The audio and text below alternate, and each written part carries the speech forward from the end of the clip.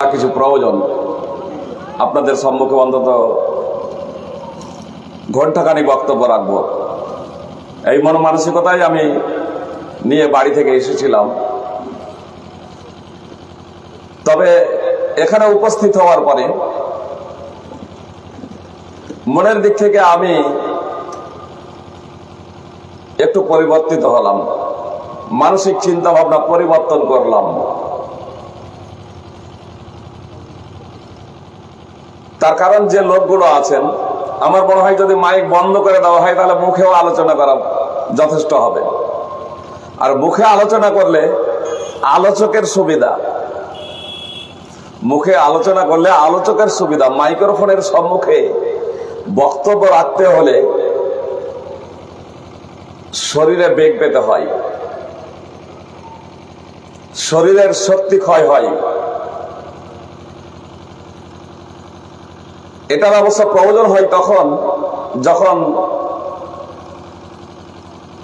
জনগণ এতটা পরিমাণে উপস্থিত থাকেন যে ডাইরেক্ট প্রত্যক্ষভাবে আলোচনা করলে মাইক্রোফোন ছাড়াই সকলের কাছে আওয়াজ পৌঁছানো সম্ভব নয়।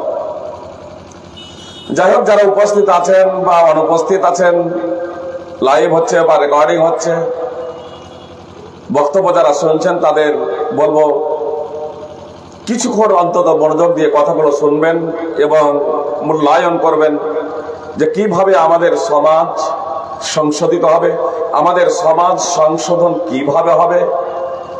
আজকে বিভিন্ন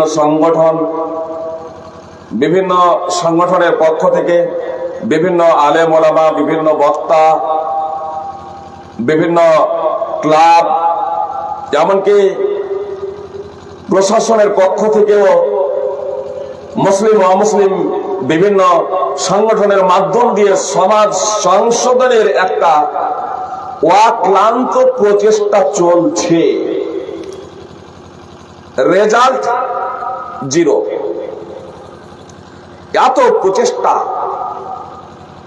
এত অক্লান্ত পরিশ্রম বিভিন্ন সংগঠনের মাধ্যম দিয়ে, বিভিন্ন ধর্মের মাধ্যম দিয়ে, বিভিন্ন ব্যক্তির মাধ্যম দিয়ে, এমনকি প্রশাসনের মাধ্যম দিয়ে, তারপরেও সমাজ সংশোধন হচ্ছে না কেন? এটা একটা প্রশ্ন। আপনারা তথা আমরা আরজিকর ঘটনাকে কেন্দ্র করে যে আন্দোলন দেখলাম, দেশ এবং দেশের বাইরে লক্ষ লক্ষ মানুষ আন্দোলনে অংশগ্রহণ করেছেন, এখনো কিন্তু আন্দোলন পুরোপুরি নিভে যায় নাই, এখনো আন্দোলন পুরোপুরি বন্ধ হয়ে যায় নাই। সুপ্রিম কোর্ট স্বতঃস্ফূর্তভাবে এ কেস গ্রহণ করেছেন, হাতে নিয়েছেন। 100 দিন অতিক্রান্ত হয়ে গেছে, এখন পর্যন্ত নেই এবং ইনসাফ প্রতিষ্ঠা করা সম্ভব হয় নাই। আরজিকর তথা যারা পত্র পত্রিকা পড়েছেন, টিভির পর্দায় চোখ রেখেছেন, অবগত আছেন যে হাসপাতালের ভিতরেই একজন মহিলা ডাক্তারকে ধর্ষণ করে খুন করা হয়েছে। তার নেই বিচারের জন্য, নারী নিরাপত্তার জন্য হাজারো আন্দোলন হয়েছে দেশে এবং দেশের বাইরে। সে তো এখনো নেই এবং ইনসাফ পায়নি। দেশে কিন্তু ধর্ষণ এবং খুন কমেও নি। হাজারো আন্দোলন, হাজারো প্রচেষ্টা, হাজারো পরিকল্পনা বাস্তবায়নের প্রচেষ্টা করা হয়েছে, কিন্তু নারী নিরাপত্তা কোথায়? শান্তি কোথায়? আমাদের সভ্য মানুষ কোথায়? কেন আমাদের কথা এবং আমাদের কর্মপদ্ধতিগুলো মহাশূন্যে ভাসছে, প্র্যাকটিক্যাল ফিল্ডে বাস্তবায়িত হচ্ছে না? এই ঘটনার পরে হাজারো ঘটনা ইতিমধ্যে ঘটে গিয়েছে। আপনার ধর্ষণ, খুন থেকে নিয়ে হাজারো ঘটনা ঘটেছে আমাদের পশ্চিমবাংলার বাইরে, পৃথিবীর বিভিন্ন দেশে এসব ঘটনা ঘটেই চলেছে। ছেলে মেয়েকে এই 21 শতাব্দীতে হত্যা, আপনার এই কয়েক বছরে শতাধিক ছেলে এবং মেয়েকে তন্ত্র সাধনার লক্ষ্য এবং উদ্দেশ্যে বলি দেওয়া হয়েছে। স্বামীকে স্ত্রী হত্যা করছে, স্ত্রীকে স্বামী হত্যা করছে, পিতাকে পুত্র হত্যা করছে, মাতাকে কন্যা হত্যা করছে, কন্যাকে মাতা হত্যা করছে, যায় যায় শাশুড়ি বইয়ে, ভাইয়ে ভাইয়ে, পাড়া প্রতিবেশীতে এত অহরহ আমাদের দ্বন্দ্ব, ফিতনা ফাসাদ এ অব্যাহত ধারায় চলতেই আছে। প্রায় 1450 বছর আগে মুহাম্মদ সাল্লাল্লাহু আলাইহি সাল্লামের নবী এবং রাসূল হওয়ার আগে মক্কা তথা আরবের মাটিতে এত জুলম অত্যাচার ছিল না, এত কুসংস্কার এবং এত অধঃপতন ছিল না। যে যুগটাকে আমরা জাহেলিয়াতের যুগ বলছি, সেই যুগেও কিন্তু এত অধঃপতন ছিল না। আপনার ছেলেদেরকে হত্যা করা হতো না, পিতামাতাকে হত্যা করা হতো না, সেখানে কচি মেয়েদেরকে হত্যা করা হতো, কেবলমাত্র মেয়েদেরকে হত্যা করা হতো। আর আজকে এই 21 শতাব্দীতে যাকে আমরা বিজ্ঞানের যুগ বলছি, এই বিজ্ঞানের যুগে তো আপনার ছেলেকেও বলি দেওয়া হচ্ছে। স্বামী স্ত্রীকে হত্যা করছে, স্ত্রী স্বামীকে হত্যা করছে, ছেলে মেয়ে মা বাবাকে হত্যা করছে, মা বাবা ছেলে মেয়েকে হত্যা করছে। এই অহরহ ঘটনা ঘটছে। মুহাম্মদ সাল্লাল্লাহু আলাইহি সাল্লাম নবী এবং রাসূল হলেন ওই জাহেলিয়াতের যুগে অন্ধকারাচ্ছন্ন সময়ে মুহাম্মদ সাল্লাল্লাহু আলাইহি সাল্লাম সমাজ সংশোধনকারী হিসেবে আবির্ভূত হলেন। আল্লাহ তাআলা মানুষের মধ্যে হইতে মুহাম্মদ সাল্লাল্লাহু আলাইহি সাল্লামকে নির্বাচন করেছিলেন। আমি খুব সংক্ষিপ্ত ভাবে আপনাদের সম্মুখে কথা তুলে ধরছি। মুহাম্মদ সাল্লাল্লাহু আলাইহি সাল্লাম নবী এবং রাসূল হলেন। এমন কোন শিক্ষা, এমন কোন প্রশিক্ষণ, এমন কোন তারবিয়াত, এমন কোন পদ্ধতি অবলম্বন করেছিলেন মুহাম্মদ সাল্লাল্লাহু আলাইহি সাল্লাম, যে সেই বর্বর জাতি, সেই কুসংস্কারে হাবুডুবু খাচ্ছিল যে জাতি, যে জাতি নারী জাতিকে হত্যা করছিল, সেই জাতির নিকটে মহিলা জাতি উন্নতির চরম শিখরে মর্যাদা সম্পন্ন অবস্থায় কখনো রাজকন্যা, তো কখনো রাজ রানী, তো কখনো রাজমাতা হিসেবে তারা সম্মান এবং মর্যাদা পেল। এমন কোন ফুক ফুকে দিয়েছিলেন রাসূলুল্লাহ সাল্লাল্লাহু আলাইহি সাল্লাম সেই আরবের মাটিতে, যার ছোঁয়া এখনো কিছুটা আপনার, যার ছোঁয়া এখনো কিছুটা রয়ে গেছে, এখনো কিছুটা রয়ে গেছে।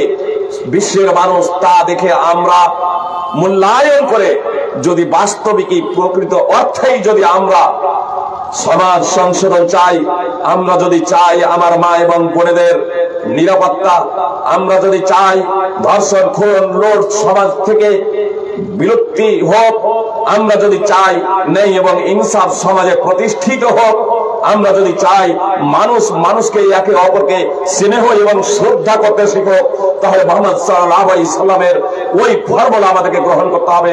একটি উদাহরণ দিতে হলে আপনাদের বুঝতে সুবিধা হবে। এই 21 শতাব্দীতেও আপনার মসজিদে নববী তথা মসজিদে হারামে প্রায় দৈনিক 8-10 লক্ষ মানুষ নামাজ পড়েন, 5 ওয়াক্তের নামাজ পড়েন। 24 ঘন্টা মানুষ মসজিদে হারামে যাতায়াত করেন, দিনে রাতে প্রায় 24 ঘন্টা, রাত্রি 12টা 1টা 2টো 3টা জি সব সময় মানুষ আপনার মসজিদে হারামে কাবাকে প্রদক্ষিণ করার লক্ষ্য এবং উদ্দেশ্যে মানুষ যাতায়াত করতেই আছে। আপনার রাত্রি 10টা বলুন, 11টা বলুন, 12টা বলুন, 1টা 2টা সব সময় আপনার অনবরত আপনার মসজিদে হারামকে প্রদক্ষিণ করেন, তাওয়াফ করেন। পুরুষ এবং মহিলা প্রায় 8-10 লক্ষ মানুষ মসজিদে হারামে প্রায় প্রতিদিন রাত যাতায়াত করছেন। সেখানে আপনি পাবেন না কোন নারীকে ধর্ষণ করা হয়, কোন নারীকে বলাৎকার করা হয়, কোন নারীকে অপহরণ করা হয়, কাউকে খুন করা হয়, এটা পাবেন না। এমনকি কোন নারীকে ছেড়ছাড় করা হয়, এটাও পাবেন না। এসব তো দূরের কথা, কোন নারীকে কটূক্তি পর্যন্ত করা হয় না। কেন? আমার এখানে জালসা শুনতে এসে মেয়ে কেউ অপহরণ করা হচ্ছে, যে আমার এখানে জালসা করতে এসে বা জালসায় উপস্থিত হয়ে অথবা মন্দিরে বা মণ্ডপের সম্মুখে আপনার নারীদেরকে বলাৎকার করা হচ্ছে, গায়ে কেরোসিন ঢেলে দিয়ে তাদেরকে হত্যা করা হচ্ছে, ধর্মীয় উপাসনালয় পর্যন্ত তারা সুরক্ষিত নয়। আপনারা দেখেছেন আসারাম বাপুয়া, রাম রহিম, গুরমিত সিং এর ঘটনা আপনারা অবগত আছেন। বাপ সেজে মেয়েকে কিভাবে ধর্ষণ করছে। আপনার গুজরাটে একজন মা তার কচি মেয়েকে 57 বছরের একজন শিক্ষকের হাতে তুলে দিচ্ছে। প্রাথমিক বিদ্যালয়ের শিক্ষক, 57 বছরের সেই শিক্ষকের হাতে দাদা তুল্য, নানা তুল্য সেই শিক্ষকের হাতে মা তুলে দিচ্ছে আপনার পঠন পাঠনের জন্য, শিক্ষার জন্য। আর সেই 57 বছরের শিক্ষক সেই মেয়েটাকে ধর্ষণ করে আপনার হত্যা করছে। এই ধরনের ঘটনা তো আমাদের ভারতে অহরহ ঘটছে। আপনার সৌদি আরবের মাটিতে নেই কেন? সেখানে আপনার দিনে এবং রাত্রে যে কেউ যদি 50 মিটার দূর থেকে মসজিদে হারামে যাতায়াত করে, তো কেউ আপনার 500 মিটার, কেউ 1 কিলোমিটার, কেউ 2 কিলোমিটার, কেউ 3 কিলোমিটার দূর থেকেও আপনার দিনে রাতে 24 ঘন্টা প্রায় মানুষ যাতায়াত করে।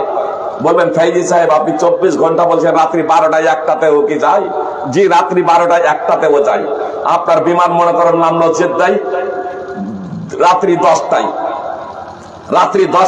জেদ্দায় বিমান নামলো। আপনার জেদ্দা থেকে আপনার মক্কা সাধারণত 1 ঘন্টার পথ, কিন্তু বের হতে এটা ওটা চেক আপ সবকিছু এরকম করতে আপনার লেগে যাবে 2 ঘন্টা। গেল আপনার 12টা আপনার বেজে গেল। আপনার 12টা আপনি গিয়ে আপনার খাবার দাবার খাবেন, তারপরে ফ্রেশ হবেন, তারপর যখন মসজিদ হারাম পৌঁছাচ্ছেন তখন রাত্রি 1টা। জি, আমরা এই গত সেপ্টেম্বরে উমরায় যখন গিয়েছিলাম আমাদের টিম প্রায় পৌঁছালাম রাত্রি 12টায় মক্কায়। আমরা সিদ্ধান্ত নিলাম যে রাত্রি 12টা বেজে গিয়েছে, খাওয়া দাওয়ার পরে খুব বেশি বিশ্রাম হবে না, আবার ফজরে উঠতে হবে। তার থেকে ভালো খাওয়া দাওয়া সেরে নিয়ে ফ্রেশ হয়ে গিয়ে খাওয়া দাওয়া সেরে আমরা সোজা মসজিদ হারাম চলে যাব। তাওয়াফ কমপ্লিট করে নেওয়ার পরে ফজরের নামাজ পড়ে আমরা ঘুমাবো। তাই আমরা করলাম। আমাদের তাওয়াফ আপনার উমরাও কমপ্লিট হলো, তাওয়াফ সাই কমপ্লিট হয়ে গেল, আপনার ফজরের নামাজ পড়ে তারপরে তখন আমরা বিশ্রাম নিলাম। এইভাবে শুধু আমরা না, আপনার হাজার হাজার মানুষ রাত্রি 12টা 1টা 2টাতে আপনার হোটেল থেকে আপনার মসজিদে হারাম যায়। কোন জায়গাতে নারীদেরকে ছেড়ছাড় করা হয় না। আপনার মসজিদে নববীতে একই অবস্থা। সুপ্রিয় ভাই এবং বোন, আমি আপনাদের বলি, আপনার মুজদালিফা আপনার কুরবানির ঈদের আগের দিন, আপনার এখনই সেই তারিখটা বলা সম্ভব নয়। তাহলে এতটুকু বলি যে কুরবানির দিনের আগের রাত্রে যুলহিজ্জা মাসের যখন চাঁদ দেখা দেবে, 9 যুলহিজ্জা সূর্য অস্তমিত হওয়ার পরে মুজদালিফার মাঠে খোলা আকাশের নিচে একই ছাদের তলায় প্রায় 20 লক্ষ যুবক এবং যুবতী, পুরুষ এবং মহিলা রাত্রি যাপন করে, বিশ্রাম করেন। একই ছাদের নিচে বলতে আপনার একটা ঘরের আমি কথা বলছি না। বলবেন যে কত বড় ঘর আছে যে 20 লক্ষ নরনারী যুবক এবং যুবতী আবার একই ছাদের নিচে তারা অবস্থান করে। একই ছাদের নিচে অবস্থান করে বলতে বুঝাই আমাদের মাথার উপরে যে ছাউনি আছে, আপনার মুজদালিফার মাঝে আপনার ছাউনি নেই, সেখানে আপনার ঘর নেই। আপনার খোলা আকাশের নিচে প্রায় 20 লক্ষ নরনারী, পুরুষ এবং মহিলা, যুবক এবং যুবতী, ছেলে মেয়ে তারা অবস্থান করে। পৃথিবীর সুন্দর থেকে সুন্দরতম রমণী পর্যন্ত সেখানে অবস্থান করে। সুপ্রিয় ভাই এবং বোন, ধর্ষণ বলাৎকার তো দূরের কথা, ছেড়ছাড় পর্যন্ত হয় না, কটূক্তি পর্যন্ত হয় না। কেন? আমি আপনাদের বলেছি, মুহাম্মদ সাল্লাল্লাহু আলাইহি সাল্লাম প্রায় 1450 বছর আগে ওই আরবের মাটিতে, মক্কা এবং মদিনার মাটিতে সেই সমস্ত মানুষের মাঝে যে ভোগ দিয়েছিলেন, যে প্রশিক্ষণ দিয়েছিলেন, কোরআন এবং সুন্নাহর যে তালিম, শিক্ষা এবং দীক্ষা দিয়েছিলেন, তার ছোঁয়া, তার আদর্শ, তার ছিটে ফোঁটা এখনো আছে, যার বিনিময়ে, যার বরকতে আলহামদুলিল্লাহ আজকে সেখানে আপনার জিনা ব্যভিচার হয় না, আপনার সেখানে নারী ধর্ষণ হয় না, বলাৎকার করা হয় না, তাদেরকে ছেড়ছাড় করা হয় না, তাদেরকে কটূক্তি করা হয় না। হোটেল থেকে একজন নারী একাই যদি যায়, একজন যুবতী একাই যদি যায়, আপনার পূর্ণ নিরাপত্তার সহিত সে যাতায়াত করে, কোনো সমস্যা হয় না। কিন্তু আজকে আমার এখানে আপনার হাসপাতালের ভিতরেই বলুন, আর স্কুল, আপনার মাঠে ঘাটে, আপনার সরকারি চাকরিজীবী বলুন আর সাধারণ মানুষ, নিজের সঙ্গীর কাছেও সে নিরাপদ না। এটা পত্র পত্রিকার মাধ্যমে আমরা অবগত আছি। সুপ্রিয় ভ্রাতৃবৃন্দ, আমি প্রশাসনের কর্মকর্তা, তথা বিভিন্ন সংগঠনের যারা কর্মী এবং আলেম ওলামা যারা সমাজ সংশোধনের কাজ করছেন, তাদেরকে আমি বিনীত অনুরোধ করব, কয়েক মিনিট কথা একটু মনোযোগ দিয়ে শুনুন। কয়েক মিনিট। সুপ্রিয় ভাতৃবৃন্দ, আমরা যে সমাজ সংশোধন করতে চাই, আসলে বিভিন্ন ব্যক্তিকে নিয়ে সমাজ গড়ে ওঠে, একাধিক ব্যক্তিকে নিয়ে পরিবার হয়, আর বিভিন্ন পরিবার নিয়ে আবার সমাজ গড়ে ওঠে। এক কথায় বিভিন্ন মানুষের একত্রে বসবাস। মানুষ মাত্রই সামাজিক জীব। মানুষের স্বভাব ধর্মই হলো সংঘবদ্ধ হয়ে বসবাস করা। এখন এই সংঘবদ্ধ জীব মানুষ, আমরা মানুষ হিসেবে আমাদের করণীয় কি? প্রথমত আমাদের মাঝে এই উঁচ নিচ, ভেদাভেদ, জাতি প্রথা এই সবগুলোকে ভেঙে চুরমার করে দিতে হবে। অন্যথায় আমাদের মাঝে হিংসা এবং বিদ্বেষ এগুলো হতেই থাকবে। 21 শতাব্দীতেও একটি বেঞ্চে বসার কারণে উঁচ নিচ, জাত প্রথায় বর্ণ বৈষম্য আজকেও বিরাজমান।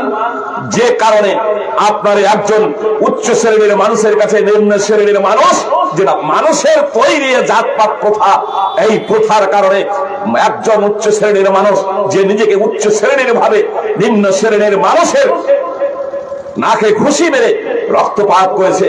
আপনার সাদা কালোকে কেন্দ্র করে ঝগড়া বিবাদ এসব অব্যাহত ধারায় চলছে। এক টিউবওয়েলের পানি, এক কুয়ার পানি পান করাকে কেন্দ্র করে ঝগড়া বিবাদ চলছে। এটা হলো মানুষের তৈরিকৃত বিধান। এই বিধানকে নস্যাৎ করার জন্য আল্লাহ এই রীতি, এই কুপ্রথাকে নস্যাৎ করার জন্য আল্লাহ তাআলা সাম্যবাদের কথা উল্লেখ করেছেন। আল্লাহ তাআলা বলছেন, ইয়া আইয়ুহান নাস ইন্না খলাকনাকুম মিন যাকারিন ওয়া উনসা ওয়া জাআলনাকুম শুউবান ওয়া কাবাইলা লিতাআরাফু ইন্না আকরামাকুম ইনদাল্লাহি আতকাকুম। সূরা হুজুরাত 49 নম্বর সূরা 13 নম্বর আয়াতের অংশ বিশেষ। আল্লাহ তাআলা বলছেন, হে মানব জাতি, সমস্ত মানুষকে আল্লাহ তাআলা বলছেন, হে মানব জাতি, যারা নিজেদেরকে মানুষ বলে পরিচয় দেয়, সেই সমস্ত মানুষদেরকে সম্বোধন করছেন। কে কোন ঘরে জন্মগ্রহণ করেছে, কার কি পরিচয়, এটা বড় ফ্যাক্টর নয়। আল্লাহ সমগ্র মানব জাতিকে সম্বোধন করে বলছেন, ইয়া আইয়ুহান নাস, হে মানব জাতি, ইন্না খলাকনাকুম মিন যাকারিন ওয়া উনসা, নিশ্চয় আমি তোমাদের সকলের সৃষ্টি করেছি একজন নর ও একজন নারী থেকে, একজন পুরুষ এবং একজন মহিলা থেকে। ওয়া জাআলনাকুম শুউবান ওয়া কাবাইলা লিতাআরাফু, এবং আমি তোমাদেরকে বিভিন্ন জাতি এবং গোত্রে বিভক্ত করেছি আপোষে পরিচিতি লাভের জন্য। বিভিন্ন গোত্র এবং বিভিন্ন জাতির যে বিভক্তিকরণ, এটা একে অপরের থেকে শ্রেষ্ঠত্বের জন্য নয়, এটা মর্যাদার জন্য নয়। আল্লাহ তাআলা বলছেন যে এটা আপোষে পরিচিতি লাভের জন্য।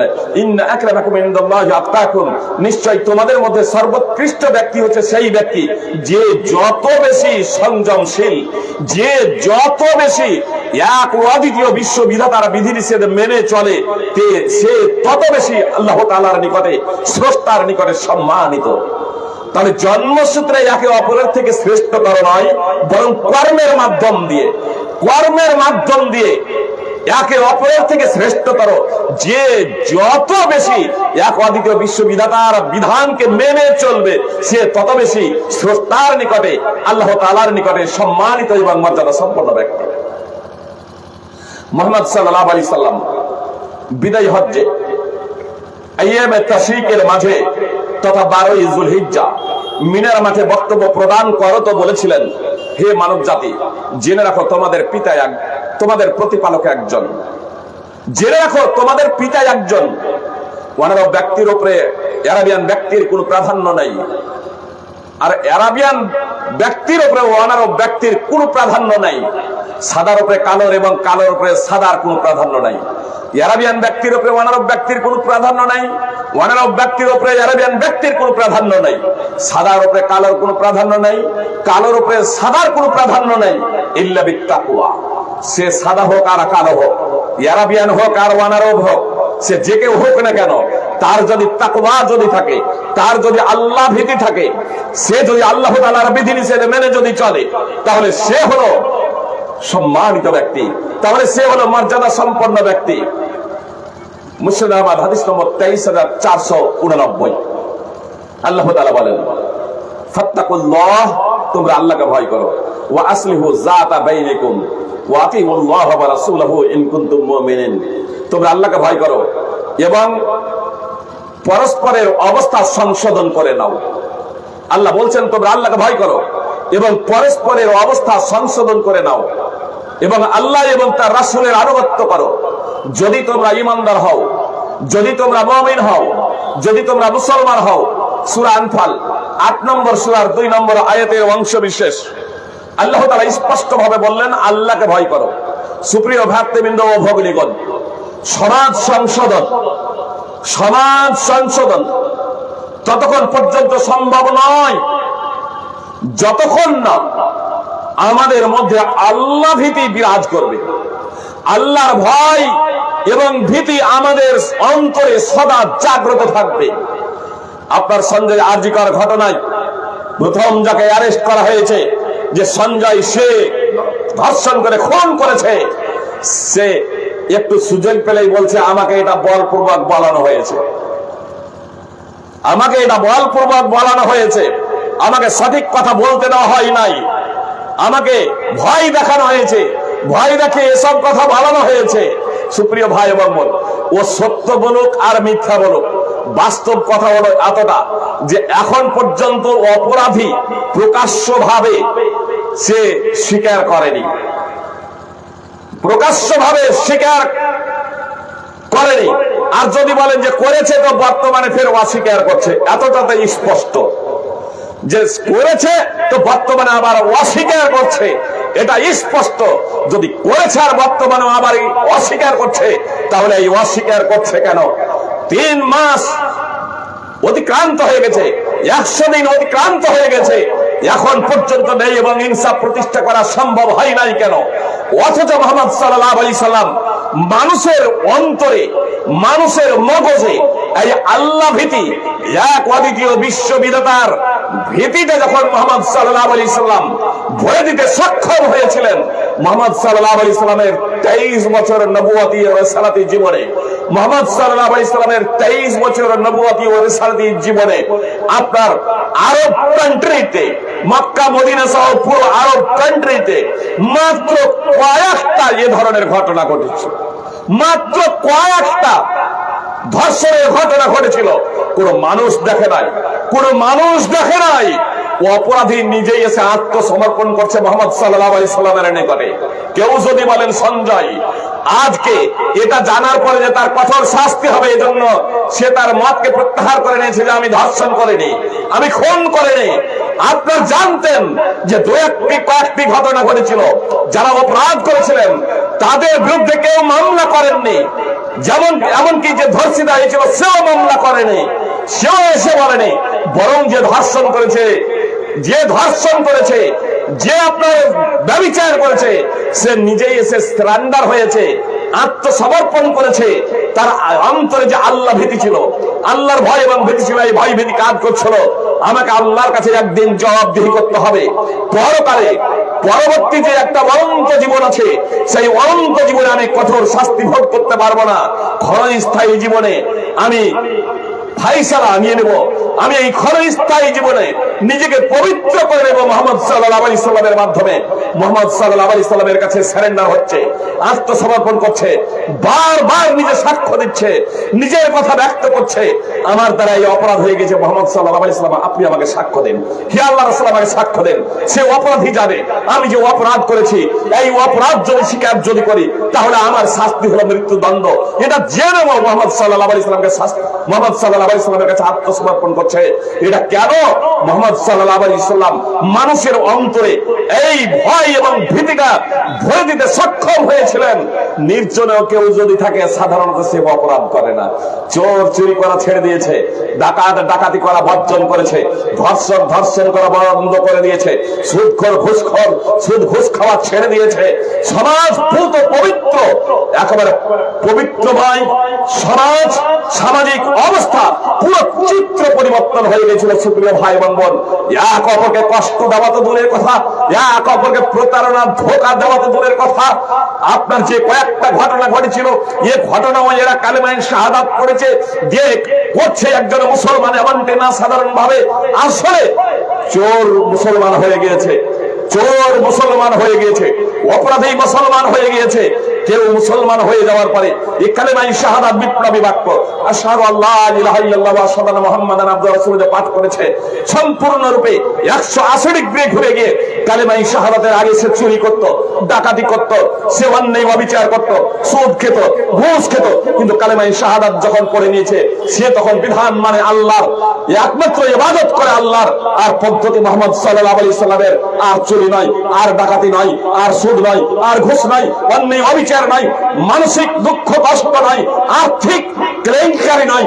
নিজেকে একবারে সম্পূর্ণরূপে পবিত্র জীবন গড়ার জন্য সার্বিকভাবে তারা তৈরি করতেন। সুপ্রিয় ভাই এবং বোন, একটা উদাহরণ দিই তাহলে বুঝতে পারবেন। আবু হুরায়রা রাদিয়াল্লাহু তাআলা আনহু বর্ণনাকারী,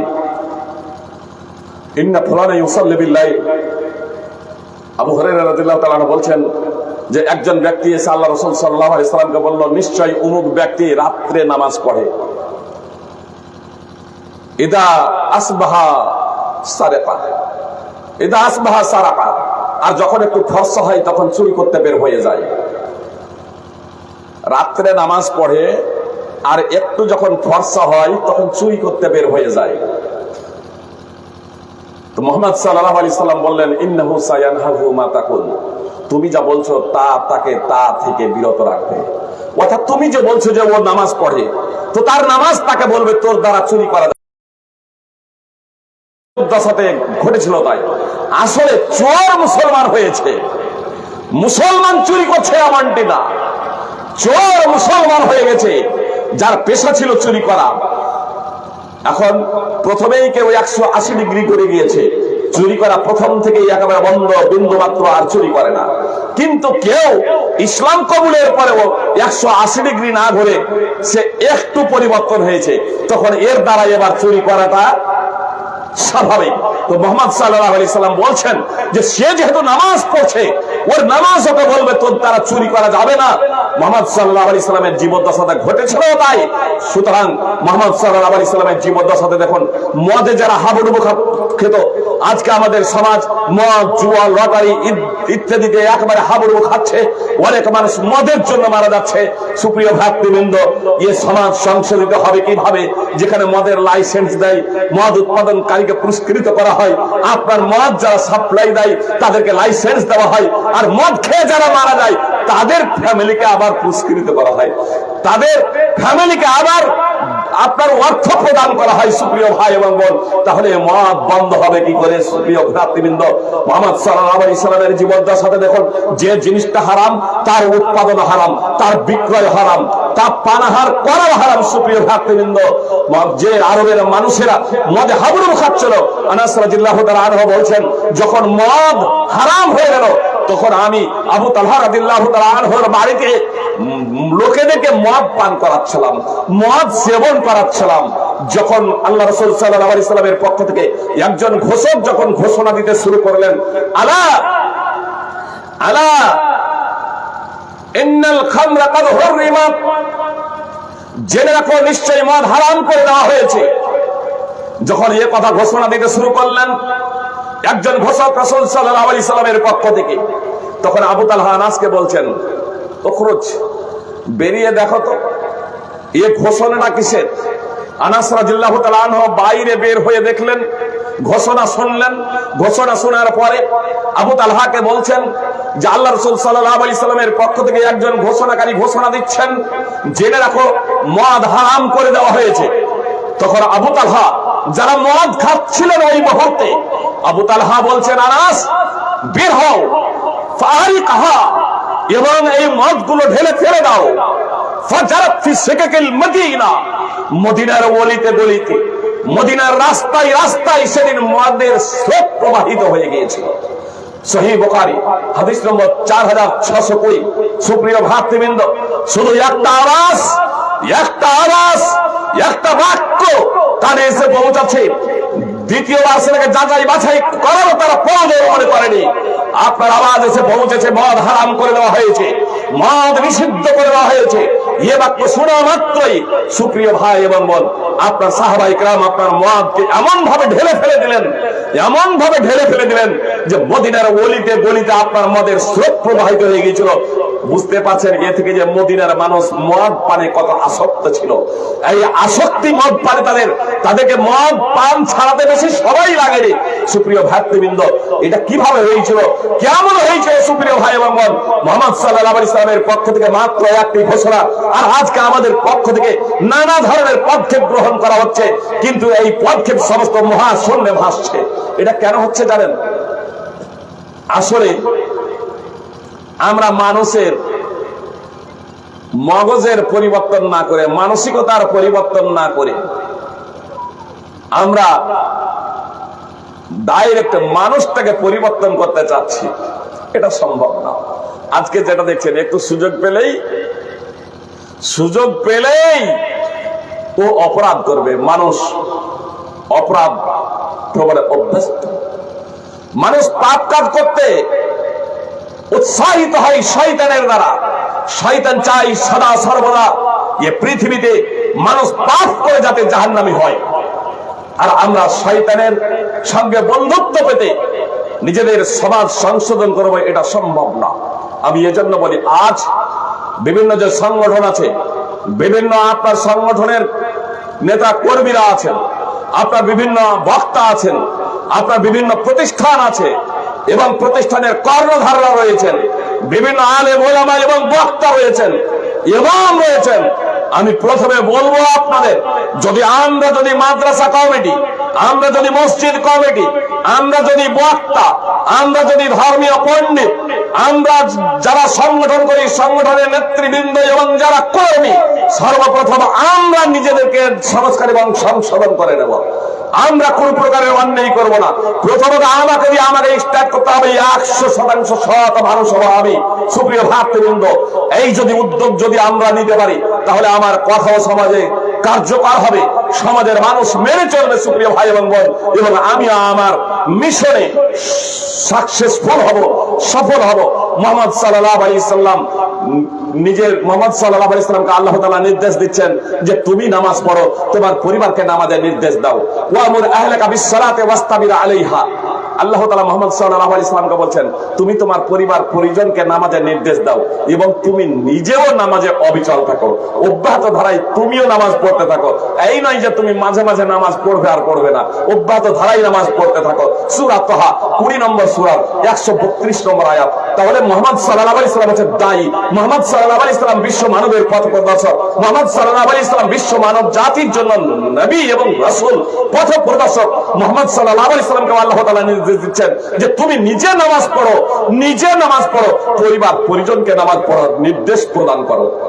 ইসমাঈল আলাইহিস সালামের কথা আল্লাহ তাআলা পবিত্র কোরআনে উল্লেখ করেছেন, ওয়া কানা ইয়ামুরু আহলাহু বিস-সালাতি ওয়াজ-যাকাত ওয়া কানা ইনদা রাব্বিহি মারদিয়্যা। সূরা মারইয়ামের 55 নম্বর আয়াত আল্লাহ তাআলা বলেন যে ইসমাঈল আলাইহিস সালাম তার পরিবার পরিজনকে নামাজ এবং যাকাতের নির্দেশ দিতেন। শুধু লোকদেরকে বলতেন এমনটি না যে তোমরা যাকাত দাও, বরং নিজের পরিবার পরিজনকেও বলছেন যাকাত দাও, নামাজ পড়ো, যাকাত দাও। ইসমাঈল আলাইহিস সালাম তার প্রতিপালকের কাছে ছিলেন সন্তোষ প্রাপ্ত।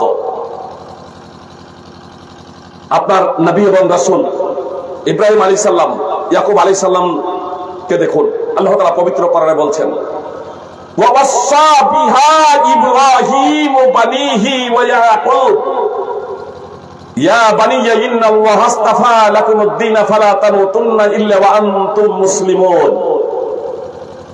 সূরা বাকারা 2 নম্বর সূরার 132 নম্বর আয়াত।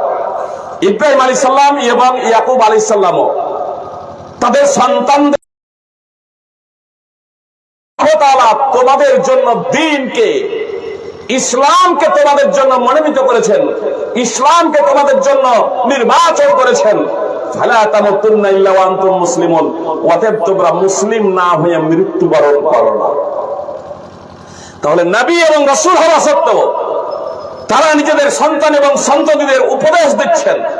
আল্লাহ তাআলা মুহাম্মদ সাল্লাল্লাহু আলাইহি ওয়াসাল্লাম এবং নবী রাসূলদের নির্দেশ দেওয়ার মাধ্যমে মূলত উম্মতে মুসলিমাকে জানিয়ে দিচ্ছেন, স্পেশাল ভাবে এই উম্মতে মুসলিমাকে নির্দেশ দিচ্ছেন আল্লাহ তাআলা, ইয়া আইয়ুহাল্লাযীনা আমানু কু আনফুসাকুম ওয়া আহলিকুম নারা। হে ঈমানদারগণ, তোমরা তোমাদের পরিবার পরিজনদের, তোমরা তোমাদের নিজেদের এবং পরিবার পরিজনদের আগুন থেকে বাঁচাও। ওয়াকুদুহান নাস ওয়াল হিজারা, যার ইন্ধন হবে, যার জ্বালানি হবে মানুষ এবং পাথর। সূরা তাহরিম 66 নম্বর সূরার 6 নম্বর আয়াত। আমরা বলছি, এখন আমি বক্তা মনে করুন, আমি এখন আলোচনা করছি, আমি বলছি যে আমাদেরকে সৎ হতে হবে, আমাদেরকে কোরআন এবং সুন্নাহর মৌলিক জ্ঞান প্রত্যেকেই অবশ্যই শিখতেই হবে।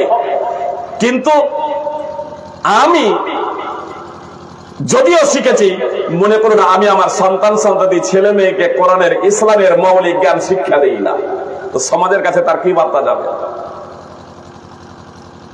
আমি মাদ্রাসা খুলেছি, জনগণকে বলছি আপনাদের ইসলামের মৌলিক শিক্ষা শিখাতেই হবে। এখন আমি আলেম মাদ্রাসায় শিক্ষকতা করছি, আমি তো শিখেছি, কিন্তু মৌলিক শিক্ষা নিজের ছেলে মেয়েকে শিক্ষা দিই না। মাদ্রাসার কমিটি নিজের ছেলে মেয়েকে মৌলিক শিক্ষা দিই না। কিভাবে সমাজ সংশোধন হবে? সুপ্রিয় ভাবতে, সমাজ সংশোধনের জন্য অন্যতম বিষয় হলো যে সর্বপ্রথম নিজেকে পরিবর্তন হতে হবে, নিজের সংস্কার এবং সংশোধন করতে হবে সুপ্রিয় ভাই বন্ধু। তারপরে অন্যের কাছে এই বার্তা পৌঁছে দিতে হবে। আজ বিভিন্ন সংগঠন আছে, বিভিন্ন ক্লাব আছে, তারা চাই লোকের সংশোধন, কিন্তু নিজেরা সংশোধন। আজকে অনেক বক্তাও আছে যে নামাজ পড়েন, সঠিক টাইমে নামাজ পড়েন, কিন্তু নিজেই নামাজ পড়েন না, নিজেই নামাজ পড়ে না। এমনও বক্তা আছে, সমস্ত বক্তা নয়, এমন কিছু বক্তা আছে সুপ্রিয় ভাই বন্ধু। তাহলে এদের দ্বারা সমাজের কি পরিবর্তন হবে? আসলে এরা হচ্ছে ব্যবসায়ী, এরা ব্যবসায়ী। আমাকে আপনাকে সঠিক বিষয়টা অবগত হতে হবে। মুহাম্মদ সাল্লাল্লাহু আলাইহি সাল্লাম সমাজ পরিবর্তনের জন্য কি করেছিলেন? আল্লাহ তাআলা মুহাম্মদ সাল্লাল্লাহু আলাইহি সাল্লামের উপর ওহী অবতীর্ণ করলেন। ওয়ানদির আশীরাতাকাল আকরাবিন, সূরাতুশ শুআরা 26 নম্বর সূরার 214 নম্বর আয়াত। যখন এই আয়াত অবতীর্ণ করলেন, অত্র আয়াতের তাৎপর্য হলো যে মুহাম্মদ সাল্লাল্লাহু আলাইহি সাল্লাম, আপনি আপনার নিকট আত্মীয়কে ভীতি প্রদর্শন করুন। মুহাম্মদ সাল্লাল্লাহু আলাইহি সাল্লাম যদিও সমগ্র মানব জাতির জন্য পথপ্রদর্শক, নবী এবং রাসূল, ভীতি প্রদর্শনকারী, কিন্তু মুহাম্মদ সাল্লাল্লাহু আলাইহি সাল্লামকে স্পেশাল ভাবে নির্দেশ দেওয়া হচ্ছে আপনি আপনার নিকট আত্মীয়কেও ভীতি প্রদর্শন করুন। এটা অবশ্য বিশ্ব মানব জাতিকে ভীতি প্রদর্শন করার পরিপন্থী নয়, বরং তারই একটা অংশ, তারই একটা পাঠ। কিন্তু স্পেশাল ভাবে এই কথা আল্লাহ তাআলা বললেন মুহাম্মদ সাল্লাল্লাহু আলাইহি সাল্লামকে, যে নিকট আত্মীয় যখন পরিবর্তন যখন হবে, তাদেরকে ভীতি প্রদর্শন করা হবে, আর তার মাধ্যম দিয়ে তারা যদি পরিবর্তন হয়ে যায়, তাহলে একটা ইউনিটি, একটা শক্তি পাওয়া যাবে। জনগণ এখানে তখন উঙ্গলি উঠাতে পারবে না, বরং জনগণের কাছে তখন একটা সঠিক বার্তা পৌঁছাবে যে ইনি যে কথাটা বলছেন এটা চূড়ান্ত বাস্তব, এটা সঠিক কথা। এর প্রমাণ হচ্ছে যে তারা আত্মীয় স্বজন, নিকট আত্মীয়, তারাও ইসলাম ধর্মে দীক্ষিত হয়েছেন। তিনি যে মতটা পেশ করেছেন, তিনি যে দীক্ষা শিক্ষাটা পেশ করেছেন, তিনি যে দিকে আহ্বান করছেন মানুষকে, সেই জিনিসটা হলো সঠিক। এজন্য মানুষ তখন এগিয়ে আসবে।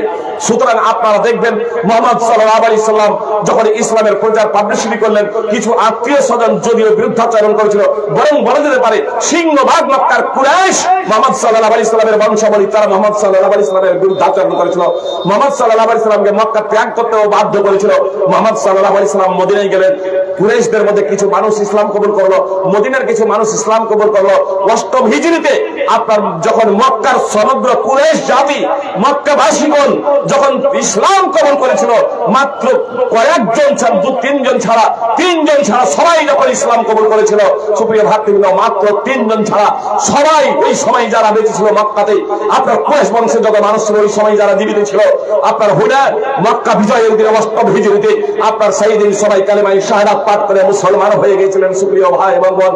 আর তারপরে মানুষ একেবারে দলে দলে ইসলাম ধর্মে দীক্ষিত হতে শুরু করলো, মানুষ দলে দলে কালেমায়ে শাহাদাত পাঠ করতে শুরু করেছিল।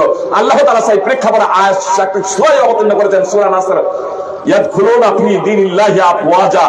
মানুষ দলে দলে ইসলামে প্রবেশ করে, মানুষ দলে দলে ইসলামে প্রবেশ করে। এটা কখন হলো? যখন মক্কা বিজয়ে মক্কার মানুষেরা, যখন কুরাইশরা, মুহাম্মদ সাল্লাল্লাহু আলাইহি সাল্লামের আত্মীয় স্বজনেরা কালেমায়ে শাহাদাত পড়ে যখন মুসলমান হয়ে গেল, তখন অন্যান্য আপনার জায়গার লোকেরা, দূর দূরান্তের লোকেরা যখন অবগত হলো যে কুরাইশ বংশের সকলে, মক্কার সমস্ত মানুষ কালেমায়ে শাহাদাত পড়ে মুসলমান হয়ে গেছে, তখন মুহাম্মদ সাল্লাল্লাহু আলাইহি সাল্লাম যে ধর্মটা পেশ করেছিলেন, সেই ধর্মটা মানুষ খুব সহজে দ্রুত গতিতে তারা কালেমায়ে শাহাদাত পড়ে আপনার ইসলাম ধর্মে দীক্ষিত হতে শুরু করেছিলেন। আজকে আমাদের মুসলিমদের কারণে কিছু মানুষ ইসলাম থেকে দূরে সরে আছে। সুপ্রিয় ভাতৃবৃন্দ, আপনার সৌদি আরবে এই বিগত কয়েক বছরে 3.5 লক্ষ মুসলমান কালেমা শাহাদাত পাঠ করে মুসলমান হয়েছেন। আপনার যারা চাকরি করতে গিয়েছেন, চাকরি করছেন, বিভিন্ন ব্যবসার জন্য গিয়েছেন, আপনার ইংল্যান্ডে থেকেও, আমেরিকাতে থেকেও, জাপানে থেকেও, ফ্রান্সে থেকেও আপনার মানুষ কালেমা শাহাদাত পাঠ করে বর্তমানে মুসলমান হচ্ছেন। আপনার এই 2024 এই রমাদানের আগে হার্ভার্ড বিশ্ববিদ্যালয়ের বিজ্ঞানী হেনরি ক্লাসেন, স্টিম সেল ওষুধের উদ্ভাবক হেনরি ক্লাসেন, মার্কিন বিজ্ঞানী, আপনার হার্ভার্ড বিশ্ববিদ্যালয়ের বিজ্ঞানী ডাক্তার হেনরি ক্লাসেন, তিনি কালেমা শাহাদাত পাঠ করে মুসলমান হয়ে পূর্ণ গত রমাদানে আপনার পূর্ণ 1 মাস রোজা রেখেছেন। এভাবে আপনার জাপানের বিজ্ঞানী আতোশি কামারা আকুরা, তিনি কয়েক বছর হলো কালেমা শাহাদাত পাঠ করে মুসলমান হয়েছেন। আপনার ইংল্যান্ডের কোটিপতি আপনার মাইকেল আলফি বেস্ট আপনার 2 বছর হলো তিনিও কালেমা শাহাদাত পাঠ করে মুসলমান হয়েছেন। এইভাবে মানুষ আজ ইসলাম ধর্মে দীক্ষিত হয়েছে। ইসলামের বাস্তবতার কারণে সুপ্রিয় ভাই এবং বোন, দুর্ভাগা এবং হতভাগা জাতি হচ্ছে এই মুসলিম জাতি। এই মুসলিম জাতি আজকে আমরা ইসলামকে বুঝতে পারলাম না, নিজেরা নিজেদের সংস্কার এবং সংশোধন করলাম না। সুপ্রিয় ভাই এবং বোন, কথা আমি এই গভীর রাত্রে দীর্ঘায়িত করছি না, আমি শুধু আপনাদের কাছে মাত্র কয়েক মিনিট বলছি, কথা একটু মনোযোগ দিয়ে শুনবেন।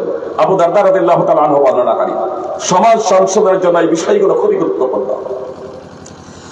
আবু দারদা রাদিয়াল্লাহু তাআলা আনহু বর্ণনাকারী, রাসূলুল্লাহ সাল্লাল্লাহু আলাইহি সাল্লাম বলেছেন, আলা উখবিরুকুম বিআফদালা মিন দারাজাতি সিয়ামি ওয়াস সালাতি ওয়াস সাদাকা, আমি কি তোমাদের এমন বিষয়ে সংবাদ দেব না যা নামাজ, রোজা, সাদকা, যাকাত থেকে অতীব উত্তম? নামাজ, রোজা, যাকাত, দান, খয়রাত থেকে অতীব উত্তম। বলো বালা ইয়া রাসূলুল্লাহ, সাহাবায়ে কেরাম বলছেন, হে আল্লাহর রাসূল বলুন। তখন মুহাম্মদ সাল্লাল্লাহু আলাইহি সাল্লাম বললেন, ইসলাহু যাতিল বাইন, পরস্পরে ফায়সালা মীমাংসা করা, সংশোধন করা, দুইজন ব্যক্তির মাঝে, স্বামী স্ত্রীর মাঝে, দুইজন ব্যক্তির মাঝে, সমাজের মাঝে সংশোধন করানো হচ্ছে এত পুণ্যের কাজ, এত গুরুত্বপূর্ণ নেকির কাজ যে মুহাম্মদ সাল্লাল্লাহু আলাইহি সাল্লাম বলছেন, নামাজ, রোজা, যাকাত থেকেও এটা হচ্ছে অতীব উত্তম। ইসলাহু যাতিল বাইন, সমাজ সংশোধন করাটা, মীমাংসা করাটা, সমাজে ন্যায় এবং ইনসাফ প্রতিষ্ঠা করা, এটা হচ্ছে নামাজ, রোজা, যাকাত থেকে অতীব উত্তম।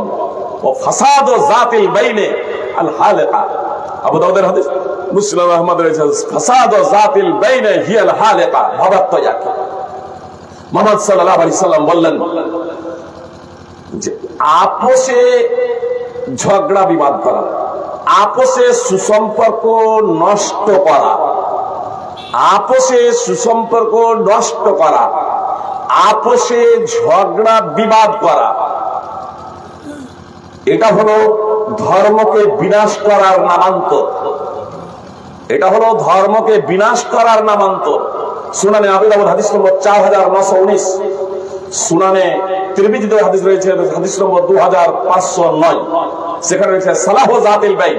নবী সাল্লাল্লাহু আলাইহি সাল্লাম বলছেন যে নামাজ, রোজা, দান, খয়রাত থেকেও অতীব উত্তম হলো সালাহু যাতিল বাইন, পরস্পর সংশোধন করা। স্বামী স্ত্রীর মাঝে ঝামেলা আছে, তারা আপোষে যদি সংশোধন করে নিতে পারে, এটা নামাজ, রোজা থেকেও অতীব উত্তম, দান, খয়রাত থেকেও এটা অতীব উত্তম। যে বাপ বেটা, মাতা কন্যা, যায় যায়, শাশুড়ি, বয়ে, পাড়া প্রতিবেশীতে যে আপোষ ঝামেলা আছে, এই ঝামেলাগুলো যদি আমরা মিটিয়ে নিতে পারি, বলেন মিটাতে হবে। মুহাম্মদ সাল্লাল্লাহু আলাইহি সাল্লাম বলেন এগুলো নামাজ, রোজা, দান, খয়রাত থেকেও অতীব উত্তম। ও ফাসাদ যাতিল বাইনে হিয়াল হালিকা, তার কারণ হলো পরস্পর সুসম্পর্ক নষ্ট করার অর্থই হলো ধর্মকে বিনাশ করা, ধর্মকে নষ্ট করা।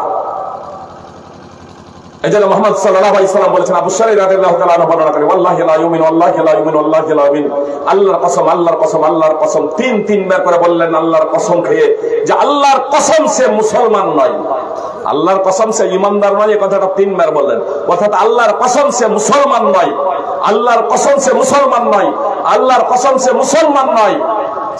জিজ্ঞেস করা হলো রাসূল সাল্লাল্লাহু আলাইহি সাল্লামকে যে কে মুসলমান নয়, কে ইমানদার নয়? তখন নবী সাল্লাল্লাহু আলাইহি সাল্লাম বললেন, আল্লাযী লা ইয়ামানু জারহু বাওয়াতা, সেই মুসলমান নয়, সেই ইমানদার নয় যার কৃষ্টি কালচারে, যার জন্ম অত্যাচারে তার প্রতিবেশী নিরাপদ নয়।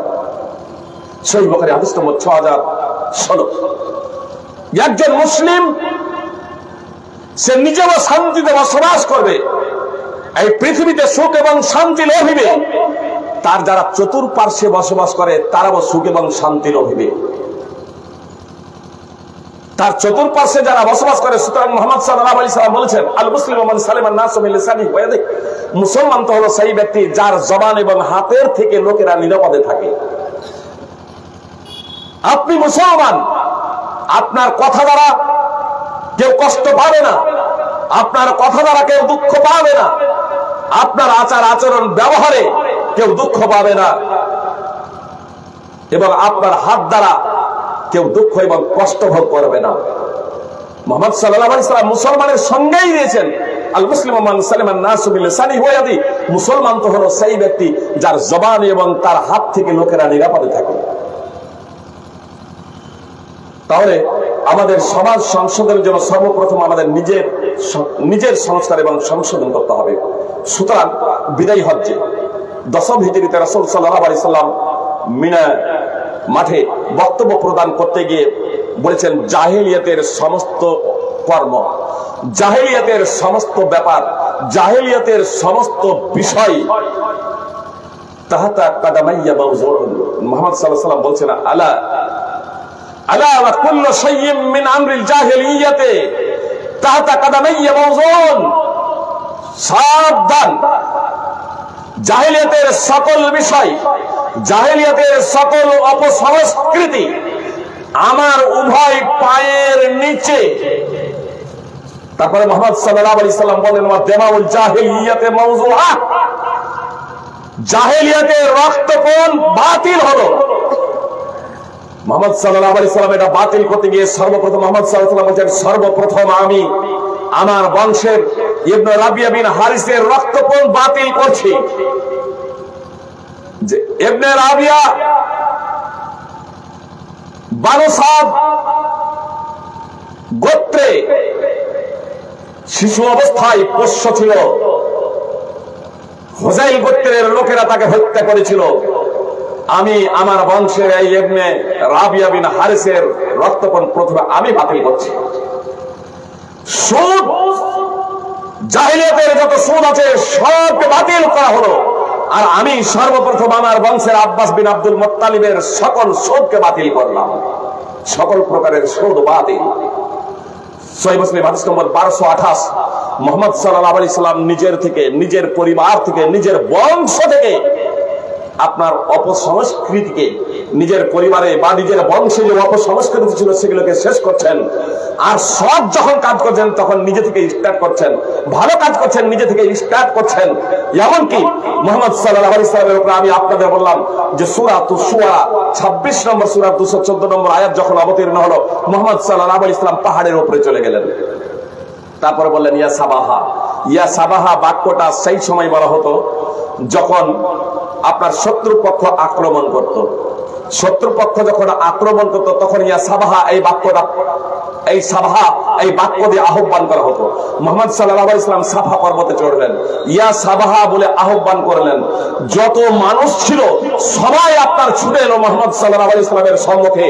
মুহাম্মদ সাল্লাল্লাহু আলাইহি সাল্লাম বললেন, আমি যদি তোমাদেরকে বলি যে এই পাহাড়ের পিছনে শত্রু দল তোমাদের উপরে আক্রমণ করার জন্য প্রস্তুত রয়েছে, তাহলে কি তোমরা আমার এই কথাটা মেনে নেবে?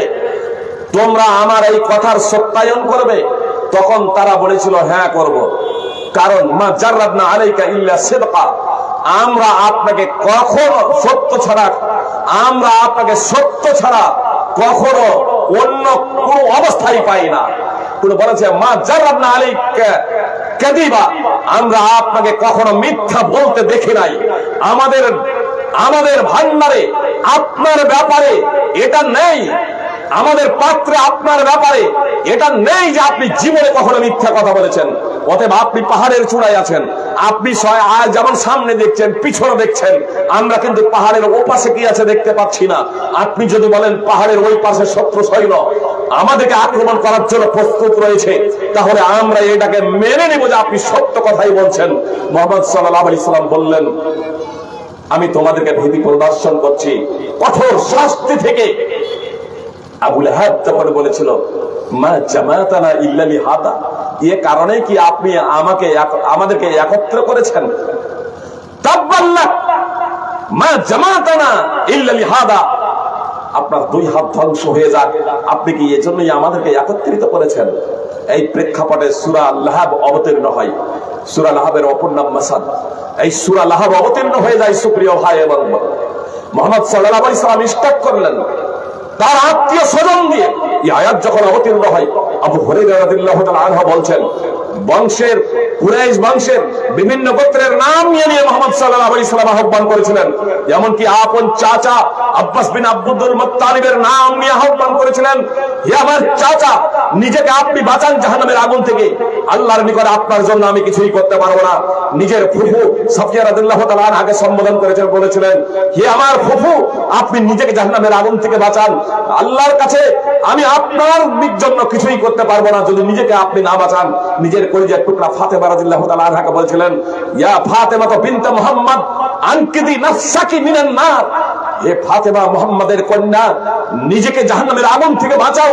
লা উগনি আনকি মিনাল্লাহি শাইআ, আমি আল্লাহর নিকটে তোমার জন্য কিছুই করতে পারবো না যদি তুমি নিজের আকীদার সংস্কার সংশোধন না করো, নিজে যদি আমল না করে যাও, নিজে যদি জান্নাতে যাওয়ার জন্য কাজ না করে যাও, জাহান্নাম থেকে বাঁচার জন্য যদি নিজেকে প্রস্তুত না করো, তাহলে আমি মুহাম্মদ সাল্লাল্লাহু আলাইহি সাল্লাম নবী রাসূল হয়েও তোমাকে আল্লাহর নিকটে আমি তোমার জন্য কিছু করতে পারবো না। সহিহ বুখারী হাদিস নম্বর 4771, সহিহ মুসলিম হাদিস নম্বর 204 এবং 6। মুহাম্মদ সাল্লাল্লাহু আলাইহি সাল্লাম আত্মীয় স্বজন থেকে সমগ্র মানব জাতিকে সমাজ সংস্কার এবং সংশোধনের জন্য কাজ করেছিলেন, যার বদৌলতে আপনার যে সমাজে নারী জাতিকে কুদৃষ্টিতে দেখা হতো, মেয়েদেরকে জীবন্ত প্রতীত করা হতো, সেই সমাজে নারীরা মর্যাদা পেল আপনার রাজকন্যা হিসেবে, রাজরানী হিসেবে, রাজমাতা হিসেবে। সুপ্রিয় ভাই এবং বোন, বৃদ্ধাশ্রম আজকেও নেই সেই বদৌলতে সৌদি আরবের মাটিতে। আর আবার ভারত এবং পাকিস্তান এবং বাংলাদেশ আছে মুসলমান, কিন্তু আপনার সেই ছোঁয়া, সেই আদর্শ, সেই সংশোধিত সমাজ, সেই সুন্দরতম সমাজ নেই। কেন? মুহাম্মদ সাল্লাল্লাহু আলাইহি সাল্লাম যে শিক্ষা এবং দীক্ষা দিয়েছিলেন, সৌদি আরবের মানুষেরা সেটাকে গ্রহণ করেছিলেন এবং এখন করে আছেন। সাহাবায়ে কেরাম তাবেঈন, তাবা তাবেঈন করেছিলেন। আস্তে আস্তে মানুষ যত দূরত্ব অবলম্বন করেছে মুহাম্মদ সাল্লাল্লাহু আলাইহি সাল্লামের ইন্তেকাল থেকে, যত দূরত্ব অবলম্বন করেছে, এক দ্বিতীয়ত কোরআন এবং সুন্নাহ সম্পর্কে যথার্থ জ্ঞান না রাখার কারণে এ মুসলিম জাতি আমরা জন্মগত শুধু মুসলমান হয়ে গেছি, কোরআন এবং সুন্নাহর আলোকে যেহেতু আমরা মুসলিম হই নাই, কোরআন এবং সুন্নাহ জেনে যেহেতু আমরা সেই অনুযায়ী চলার অঙ্গীকারবদ্ধ হই নাই, এজন্য আজ মুসলিম সমাজ কুসংস্কারে জর্জরিত। মুসলিম সমাজের সমস্ত অপরাধ, সমস্ত অপসংস্কৃতি আজ রয়েছে, যেমন মুসলিম সমাজে অপসংস্কৃতি এবং কুসংস্কার রয়েছে, মুসলিম সমাজে অপসংস্কৃতি এবং কুসংস্কৃতি রয়েছে। সুপ্রিয় ভাই এবং বোন, আমি আপনাদের এই কথাই বলবো, যদি আমাদের সমাজ সংশোধন করতে হয়, তাহলে আমাদের প্রথম নম্বরে পথকে সঠিক রাখতে হবে। শুধু সমাজ সংশোধনের পথে নামলেই হবে না। প্রথমত আমাদের লক্ষ্য এবং উদ্দেশ্য সঠিক, টার্গেট আমাদের সঠিক রাখতে হবে, পথ সঠিক নির্বাচন করতে হবে এবং নিজেকে দিয়ে, নিজের পরিবারকে দিয়ে, নিজের গ্রামকে দিয়ে আমাকে সার্বিকভাবে এই সমাজ সংশোধনের জন্য আন্দোলনকে এগিয়ে নিয়ে যেতে হবে। তাহলে ইনশাআল্লাহ আমরা সাকসেসফুল হব, আমরা সফল হব। পরিশেষে আমি নিজেকে এবং আলেম ওলামা যারা আছেন তাদেরকে বলবো যে আমরা আসুন সর্বপ্রথমত আমরা নিজেরাই নিজেদের সংস্কার এবং সংশোধন করে নিই, নিজেদের পরিবার পরিজনকে সংশোধিত করার লক্ষ্য এবং উদ্দেশ্যে সার্বিক প্রচেষ্টা করি। সাথে সাথে আমাদের সমাজ, আত্মীয় স্বজন, পাড়া প্রতিবেশীর সংস্কার এবং সংশোধনের জন্য আমরা প্রচেষ্টা করি। এটা দুটো নীতিতে হবে। এক, আল্লাহর ভয়ভীতি আমাদের অন্তরে বিরাজ করবে। এর জন্য আমাদেরকে সেই ঈমানী শিক্ষা, কোরআন এবং সুন্নাহর সেই শিক্ষা, যে শিক্ষা মুহাম্মদ সাল্লাল্লাহু আলাইহি ওয়াসাল্লাম সাহাবাদের হৃদয়ে ফুঁকে দিয়েছিলেন, সেই শিক্ষাটা এখনো আছে পবিত্র কোরআন এবং সুন্নাহয়। আমাদের আলেম ওলামাদের দায়িত্ব, কর্তব্য হলো তা যথাযথভাবে জেনে নিজের জীবনে তা বাস্তবায়ন করা, পারিবারিক জীবনে এবং সামাজিক জীবনে বাস্তবায়নের জন্য সার্বিকভাবে প্রচেষ্টা করা। সাথে সাথে যারা অমুসলিম ভাই যারা আছেন তথা মুসলিম ভাই সাধারণ ভাই যারা আছেন তাদেরকে বলবো, মরতে একদিন হবেই। এই ক্ষণস্থায়ী জীবনের পশ্চাতে না ছুটে, ক্ষণস্থায়ী জীবনের পশ্চাতে অন্ধের মতো না ছুটে, বরং আসুন, এক অদ্বিতীয় বিশ্ববিধাতা আছেন। এই পৃথিবী, আকাশ, গ্রহ, নক্ষত্র, এসবগুলো অনর্থক আল্লাহ তাআলা সৃষ্টি করেননি। আমাদেরকে এক বিশেষ লক্ষ্য এবং উদ্দেশ্য নিয়ে সৃষ্টি করেছেন। মানব জাতি উৎকৃষ্টতর অবয়বে মানব জাতিকে সৃষ্টি করেছেন। আর পৃথিবীতে যা কিছু আছে সবকিছুকে মানুষের জন্য সৃষ্টি করেছেন। অতএব আসুন আমরা সকলেই এক অদ্বিতীয় বিশ্ববিধাতার দাসত্বকে স্বীকার করে নিই। কালিমা শাহাদাত আশহাদু আল্লা ইলাহা ইল্লাল্লাহ ওয়া আশহাদু আন্না মুহাম্মাদান আবদুহু ওয়া রাসূলুহু পাঠ করে আমরা বিশ্ববিধাতার বিধানকে বাস্তবায়নের জন্য সার্বিক প্রচেষ্টা করি। যদি আমরা এই গুটি কয়েক কথা যা আপনাদের সম্মুখে ব্যক্ত করলাম, এই কথাগুলোকে আমরা যদি অন্তরের অন্তঃস্থল থেকে মেনে নিতে পারি, তাহলে ইনশাআল্লাহ পার্থিব জগতেও সুখ এবং শান্তি আমরা লভিব এবং মৃত্যুর পরেও অনন্ত জীবন যে লাভ করব, সেই জীবনের সুখ এবং শান্তি ইনশাআল্লাহ আমরা লাভ করব। সর্বোপরি এই পৃথিবীর মাটিতে এক সামাজিক অবস্থা আমাদের পরিবর্তন হবে। সমাজ পরিবর্তনশীল, সামাজিক অবস্থা পরিবর্তনশীল, কিন্তু এটা আস্তে আস্তে কুসংস্কারের দিকে এগিয়ে যাচ্ছে। আস্তে আস্তে এই সমাজের অধঃপতন ঘটছে। মানুষ সভ্য হওয়ার পরে আবার অসভ্যতার দিকে দ্রুত গতিতে ছুটে যাচ্ছে। এই মানুষকে আবার সভ্য করে গড়ে তুলতে পারে আপনার সুশিক্ষা। সক্রেটিসের জন্য বলেছিলেন, The education without religion is barbarism. ধর্মহীন শিক্ষাই মানুষকে পশুত্বের পর্যায়ে নিয়ে যায়। আপনি ডিগ্রি অর্জন করতে পারেন, পার্থিব শিক্ষার মাধ্যমে, জেনারেল শিক্ষার মাধ্যমে আপনি গ্রহ থেকে গ্রহান্তরে পাড়ি দিতে পারেন, মহাকাশে পাড়ি দিতে পারেন, কিন্তু আপনি সুশিক্ষিত হতে পারেন না, স্রষ্টার সান্নিধ্য লাভ করতে পারেন না। আপনার আমেরিকা বলুন, জাপান বলুন, ইংল্যান্ড বলুন, সৌদি ছাড়া অন্যান্য দেশ বলুন, সেখানে আপনি বৃদ্ধাশ্রম পাবেন। যে মা বাবা নিজের সর্বস্বকে বিলিয়ে দিয়ে সন্তানকে লালন পালন করলো, সেই মা বাবাকে ঘাড় ধাক্কা দিয়ে বের করে দিচ্ছে।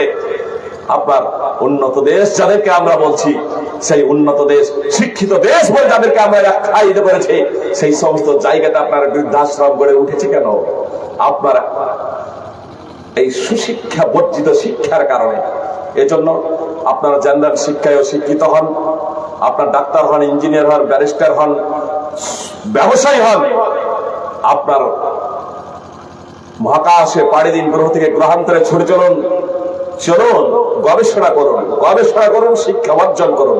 আমি বলবো সাথে সাথে ইসলামের যে মৌলিক জ্ঞান, যে কারণে, যার মাধ্যমে আমরা সুশিক্ষিত হতে পারবো, ছেলে মেয়েরা তথা আমাদের পরবর্তী প্রজন্ম ছোটদেরকে স্নেহ করতে শিখবে, বড়দেরকে শ্রদ্ধা করতে শিখবে, নারীদেরকে মেয়ে হিসেবে, বোন হিসেবে, রানী হিসেবে, মাতা হিসেবে সম্মান করতে শিখবে, ছোটদের স্নেহ, বড়দের শ্রদ্ধা করতে শিখবে, মানুষকে শ্রদ্ধা করতে শিখবে, একে অপরের জন্য নিজের জীবনকে উৎসর্গ করতে শিখবে।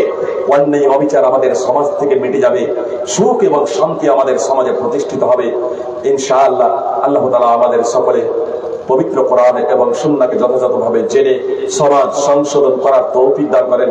আল্লাহ গো, তুমি আমার নিজের সংশোধন করে দাও, আমার পরিবারের সংস্কার এবং সংশোধন করে দাও, আমরা যাতে তোমার সন্তুষ্টি অর্জনে ধন্য হতে পারি। সাথে সাথে আল্লাহ, এই রাত্রে আমরা যারা বসে আছি, যারা বিভিন্ন প্রান্ত থেকে যারা কথা যারা শুনছেন, আল্লাহ তাদের তুমি তৌফিক দান করো যাতে তারা নিজেদের সংস্কার এবং সংশোধন করতে পারে। আমিন। আকুলু কাওলি হাযা আস্তাগফিরুল্লাহ লি ওয়া লাকুম ওয়া লিল মুসলিমিন। আসসালামু আলাইকুম ওয়া রাহমাতুল্লাহি ওয়া বারাকাতুহু।